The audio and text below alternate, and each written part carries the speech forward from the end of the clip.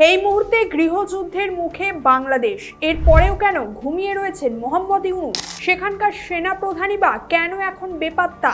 তবে কি ভিতর থেকেই চলছে গোপন ষড়যন্ত্র? শরীফ ওসমান হাদির মৃত্যুর পর ফের বাংলাদেশে অরাজকতার ভয়ঙ্কর ছবি দেখছি আমরা। আর গত দুদিন ধরে বাংলাদেশের একাংশ নাগরিকরা যখন ভয়ে আতঙ্কে রাত কাটাচ্ছিলেন, তখন হয়তো শান্তির ঘুম ঘুমাচ্ছিলেন বাংলাদেশের অন্তর্বর্তীকালীন সরকার মোহাম্মদ ইউনূস ও তার সেনাপ্রধান ওয়াকার উজ্জামান। ইনকিলাব মঞ্চের মুখপাত্র তথা ছাত্রনেতা শরীফ ওসমান হাদি মাথায় গুলিবিদ্ধ হওয়ার পর ঘটনার দায় চাপল সরাসরি ভারত ও আওয়ামী লীগের দিকে। ওসমান হাদি গুলিবিদ্ধ হওয়ার পরেই জুলাইয়ের আন্দোলনে সন্ত্রাসীরা রাস্তায় নেমে ভারত বিরোধিতায় মেতে উঠেছে বর্তমানে। অধিকাংশ রাজনৈতিক বিশ্লেষকদের মতানুসারে তবে হাদির মৃত্যুটা ছিল পরিকল্পিত। ধাপের পর ধাপ বুদ্ধি খাটিয়ে হাদিকে সমূলে উগড়ে ফেলার প্ল্যান কষে ফেলা হয়েছিল আগে থেকেই। এরপর সিঙ্গাপুর থেকে হাদির মৃত্যুর সংবাদ আসার পরেই তার স্বমহিমায় নিজেদের খেল শুরু করে দিলেন ইউনূস। 18 ডিসেম্বর সন্ধ্যায় বাংলাদেশ জুড়ে বাংলাদেশের ছাত্র জনতার আইকন হাদির মৃত্যুর সংবাদ ছড়িয়ে পড়ার পর জুলাই অভ্যুত্থানের থেকেও ভয়াবহ পরিস্থিতি ধারণ করে উঠল বাংলাদেশে। এই উত্তপ্ত পরিস্থিতিতে টার্গেট করে প্রথম আলো, ডেইলি স্টার, ছায়ান্ট, ধানমান্ডি 32, ভারতীয় হাই কমিশনের অফিস, উত্তরা বনানী আবাসিক এলাকা ভাঙচুর ও সাংবাদিক নুরুল কবিরকে হত্যা এবং সেই সাথে মনমোহন সিং এর একজন হিন্দুকেও পিটিয়ে মেরে গাছে ঝুলিয়ে জ্যান্ত পুড়িয়ে হত্যা করা হয়েছে। এছাড়াও বেশ কিছু জায়গায় অগ্নিসংযোগ করার নৃশংস ছবি দেখেছি আমরা। হাদির মৃত্যুকে অজুহাতে রূপান্তরিত করে জুলাইয়ের সন্ত্রাসীদের উস্কে দিয়ে বাংলাদেশকে উত্তপ্ত করার ফন্দি যেন ক্রমশ প্রকাশ্যে আসছে। আর তা যদি নাই হতো তাহলে তো ইউনূস সরকার চাইলে এই সন্ত্রাস বন্ধ করতে পারত, কিন্তু ক্ষমতা লোভী ইউনূসের ছিল অন্য ফন্দি। অন্যদিকে আরো একটা বিষয় যদি লক্ষ্য করে দেখেন যে হাদি সুস্থ হয়ে উঠলে তো সেখানকার সরকারকে একাধিক প্রশ্নের মুখেও পড়তে হতো। যেমন হাদিকে খুন করলো কে? কথিত খুন ফয়জাল তাকে জামিনে মুক্ত করলো কে? কেন ছাড়া হলো তাকে? বিএনপি ঘেঁষা আইনজীবীদের সাথে তার যাতায়াত কেন? কেন ফয়জাল হাদির অফিসে যাতায়াত করত নিয়মিত?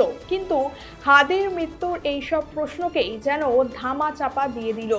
ফলে খুব স্বাভাবিকভাবেই সরকার এই সকল প্রশ্ন থেকে হাত ছেড়ে বাঁচল। সাথে দেশের এই উত্তাল পরিস্থিতির অজুহাতে নির্বাচন পেছানোর সুযোগও যেন পাওয়া গেল। তাই বেছে বেছে সম্প্রতি জনপ্রিয় হয়ে ওঠা ছাত্রনেতা ওসমান হাদিকে গুলি করা হলো। এই সকল কিছুর পিছনেই একটাই উদ্দেশ্য, তা হলো ক্ষমতায় টিকে থাকা। ইউনূস চান যে দেশে জরুরি অবস্থা চালু হোক, যাতে তিনি ক্ষমতায় আরো বেশ কয়েকটা দিন থাকতে পারে। কিন্তু বাস্তবতা অন্য। দেশের এই অবস্থায় হয় ইউনূস থাকবেন, আর না হয় তাকে ক্ষমতার পুরোটাই ছেড়ে যেতে হবে তাদের হাতে যারা তাকে ক্ষমতায় বসিয়েছিল। আমরা জানি আগামী 12ই ফেব্রুয়ারি বাংলাদেশে জাতীয় নির্বাচন ও গণভোট হবে একই সঙ্গে। আপাতত মোহাম্মদ ইউনূস সরকার বাংলাদেশের নির্বাচনের আংশিক নির্ঘণ্ট প্রকাশ করেছে, কিন্তু ভোট গণনার সম্পর্কে কিছুই বলা হয়নি। আবার এই নির্বাচনে আওয়ামী লীগ ও তাদের সহযোগী দলগুলোকেও বাইরে রাখারও ফন্দি করা হচ্ছিল। আর তখনই বোঝা গিয়েছিল এটা হতে চলেছে একটা লোক দেখানো মেকি নির্বাচন। কিন্তু পরে ভারত সহ একাধিক ইউরোপীয় দেশ আওয়ামী লীগকে নির্বাচনের চেয়ে দাবি জানিয়েছে। ফলে কিছুটা হলেও চাপে পড়েছে ইউনূস সরকার। তাই এই মুহূর্তে তারা চাইছে ভোটটাকে পিছিয়ে দিতে। আর সেই কারণেই এই সময় একটা বিশৃঙ্খল পরিস্থিতির প্রয়োজন ছিল বাংলাদেশে। আর ইনকিলাব মঞ্চের প্রধান ওসমান হাদির গুলিবিদ্ধ হওয়া এবং মৃত্যু সেই সুযোগটাই করে দিল ওই ষড়যন্ত্রকারীদের। এখানে আরও একটা বিষয় গুরুত্বপূর্ণ হলো, ভারত ভেঙে গ্রেটার বাংলাদেশের স্বপ্ন দেখত শরীফ ওসমান হাদি। গত বছরের জুলাই আন্দোলনে সেও ছিল প্রধান মুখ, তবে ইনকিলাব মঞ্চের মুখপাত্র হলেও তাকে স্বতন্ত্র প্রার্থী হিসেবে দাঁড়াতে হচ্ছিল। যদিও শেখ হাসিনা এবং আওয়ামী লীগ এবং ভারত বিরোধিতাই ছিল ওসমান হাদির রাজনৈতিক অভিমুখ, তাই সে গুলিবিদ্ধ হওয়ার পর ভারত ও আওয়ামী লীগকে প্রথম টার্গেট করা হচ্ছে। তবে এখন প্রশ্ন হচ্ছে যে এর পিছনে যদি ভারত নাও জড়িত থাকে তাহলে এর পিছনে আসল মাস্টারমাইন্ড কার? এ বিষয়ে বিভিন্ন মহল থেকে যে তথ্য উঠে আসছে তা হলো এটা একটা আন্তর্জাতিক পরিকল্পনা। বাংলাদেশের ছাত্র সমাজকে কাজে লাগিয়ে এটা পরিচালিত করছে জামাত এবং তাদের সহযোগী ইসলামিক সংগঠনগুলো। এর পিছনে যেমন আছে পাকিস্তানের আইএসআই, তেমনই আছে মার্কিন ডিপ স্টেটের প্রভাবও। ভারত বিরোধিতাকে সামনে রেখে গোটা পরিকল্পনা সাজানো হলেও এর পিছনে আসল উদ্দেশ্য হলো মোহাম্মদ ইউনূসের সরকারকে আরও কয়েক মাস ক্ষমতায় রেখে দেওয়া। আর সেই কারণে ইউনূস সরকার কার্যত চুপ করেই বসে রয়েছে। তাই এই বিক্ষোভ বা অরাজকতা ঠেকানোর কোনো লক্ষণই নেই তাদের মধ্যে। আসলে জামাতে ইসলামী তাই করছে যা পাকিস্তান চায়, আর পাকিস্তান নাচছে মার্কিন ডিপ স্টেটের কথাতেই। পাকিস্তান চাইছে ফের আগের মতো বাংলাদেশের ওপর সম্পূর্ণ কর্তৃত্ব প্রতিষ্ঠিত করতে। জামাত তাদেরকেই বাংলাদেশি হ্যান্ডেলার করছে, আর মার্কিন ডিপ স্টেট চাইছে আরও কিছুদিন তাদের হাতের পুতুল ইউনূস সাহেব বাংলাদেশের ক্ষমতায় থাকুক, কারণ তাদের পুরো পরিকল্পনা আচমকা ভেস্তে গিয়েছে। আর এর পিছনে যেমন ভারত আছে, তেমনি ভারতের কয়েকটা বন্ধু রাষ্ট্রও আছে। আর সম্পূর্ণ ভিন্ন উদ্দেশ্যে চীনা গুপ্তচরেরা বাংলাদেশের সক্রিয় ভূমিকা পালন করছে। ফলে মার্কিন ডিপ স্টেটের উদ্দেশ্য এবং পরিকল্পনা এখানে খুব একটা কাজে আসছে না। পাকিস্তানের সেনাবাহিনীর বিভিন্ন জেনারেল, সেনাকর্তা ও আইএসআই এর অফিসাররা বাংলাদেশের সেনাবাহিনীর ওপর প্রভাব খাটাচ্ছিল, যেটা ভারত প্রতিহত করেছে তাদের মতো করেই। বছর ঘুরলেই নির্বাচন হতে চলেছে বাংলাদেশে। যদিও ভারতের পছন্দের আওয়ামী লীগকে ইউনূস সরকার সুযোগ দিতে নারাজ, কিন্তু তবুও জামাতের সুযোগ কমে আসছিল যতই তারা সংগঠন মজবুত করুক না কেন। তারেক রহমানের ফিরে আসার সিদ্ধান্ত এবং বিএনপির চাল অনুযায়ী বাংলাদেশে তারাই ক্ষমতায় আসতো আবারও। তাতে ইউনূস এবং পাকিস্তান ও মার্কিন প্রভাব হয়তো শেষ হয়ে যেত বাংলাদেশে। সুতরাং বাংলাদেশের নির্বাচন আপাতত ভেস্তে দিতেই এই পরিকল্পনা। এখানে আরও একটা প্রশ্ন উঠছে যে যুদ্ধ এবং গৃহযুদ্ধের মুখে এই মুহূর্তে বাংলাদেশ, তবে কি সেনা প্রধানই একমাত্র দায়ী?